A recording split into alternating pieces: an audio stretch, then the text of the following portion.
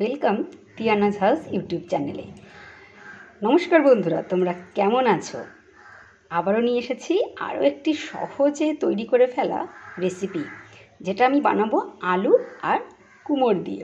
খুবই সহজে বানিয়ে ফেলা যায়, বেশ একটা ফাঁকিবাজি রেসিপি। তো তোমরা দেখতে থাকো যে কেমন করে এই রেসিপিটা খুব সহজে হয়ে যায় আর তোমাদের কতটা সময় বাঁচিয়ে দেয়। ঠিক আছে, চলো আমরা তবে রেসিপিটা শুরু করি বেশি সময় নষ্ট না করে। প্রথমে ফ্রাই প্যানে অল্প 1 চামচের মতো তেল নিয়েছি।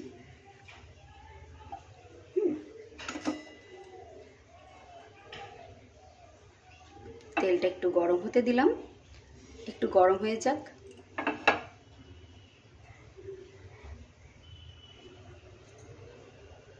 মিডিয়াম আছে আমরা এটা করব।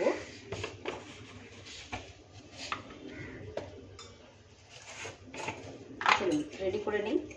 প্রথমত আমি এই রেসিপিটা বেশ সহজেই বানাচ্ছি, সহজ পদ্ধতিতে, যাতে যারা নতুন তাদের পক্ষে করাটা খুব একটা সমস্যা না হয়। আচ্ছা, প্রথমত শুকনো লঙ্কা, একটা শুকনো লঙ্কা তেলে দিয়ে দেবো। তেলটা গরম হয়েই গেছে, বুঝতেই পারছেন।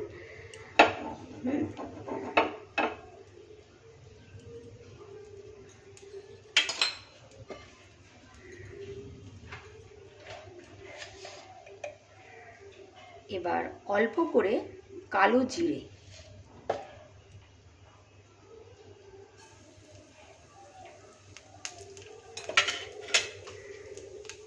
খুব তাড়াতাড়ি আপনারা দেখতে থাকুন। আমার ভিডিওগুলো কিন্তু এডিটেড করা থাকে না, কোনো রকম আমি এডিট করি না, একদম লাইভ দেখতে পাচ্ছেন আমার রেসিপিগুলো। ঠিক আছে, আর তার জন্য যদি কিছু ভুল ত্রুটি হয়ে থাকে তবে অবশ্যই আপনারা দয়া করে ক্ষমা করবেন।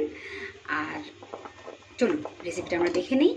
আমার মশলা বেশি গরম হয়ে গেলে পুড়ে যাবে, তাই ঝটপট এই আলুগুলো তার মধ্যে দিয়ে দিলাম।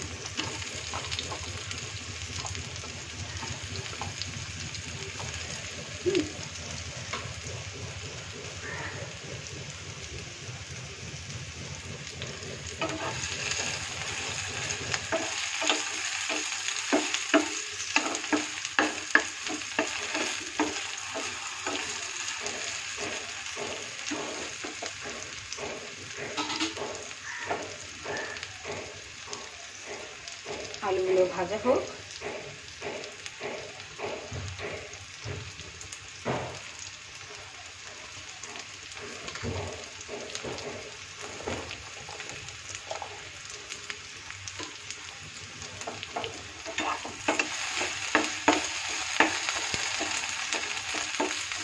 আলুগুলোকে ভাজতে ভাজতেই,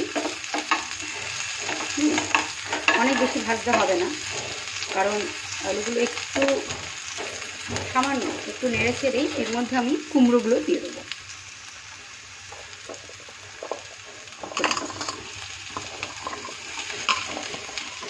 দিয়ে দিলাম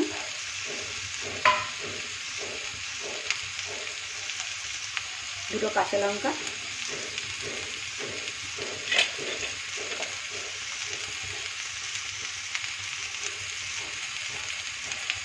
এভাবে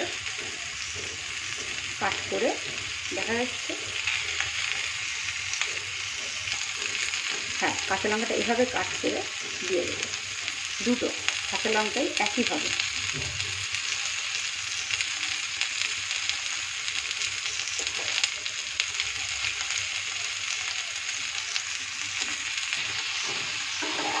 তারপর ভালো করে একটু নেড়ে চেড়ে নেব।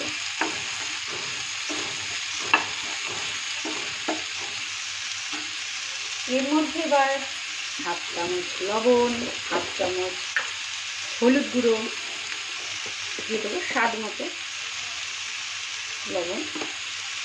অল্পই লবণ দিতে হবে। আর স্বাদ মতো হলুদ গুঁড়ো, ওই 1/2 চামচের মতন হলুদ গুঁড়ো দিয়ে দেবো। এটা খেতে কিন্তু বেশ ভালো লাগে।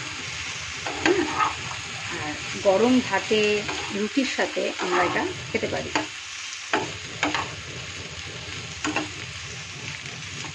চলুন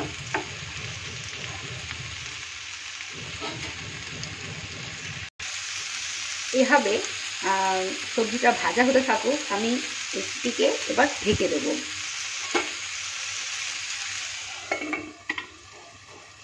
চলুন ঢেকে দেই এবং একটু পরে ফিরে এসে দেখব যে এটি কতটা রেডি হয়েছে। একটু খুলে দেখব,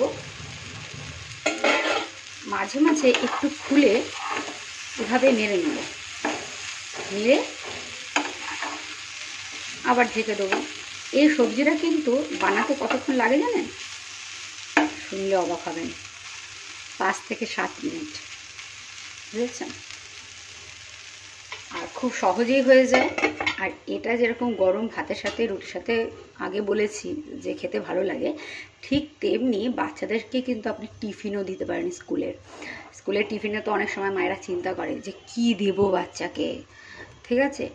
তো সেই সময় এই তরকারিটা করে দিতে পারেন। লঙ্কাটা যদিও আমি দিয়েছি, অথচ আপনারা সেটা নাও দিতে পারেন যদি বাচ্চাদের জন্য টিফিনে বানান, না দিতে পারেন, অথবা আপনারা নিজেদের স্বাদ মতন ঝাল দেবেন। কিন্তু এটি খেতে কিন্তু ভীষণ ভালো লাগে। এবার খুলে দেখি, রেডি হয়ে গেছে। তো আলু কুমড়ো সবই সেদ্ধ হয়ে গেছে, ওই যে বললাম খুব তাড়াতাড়ি হয়ে যায়।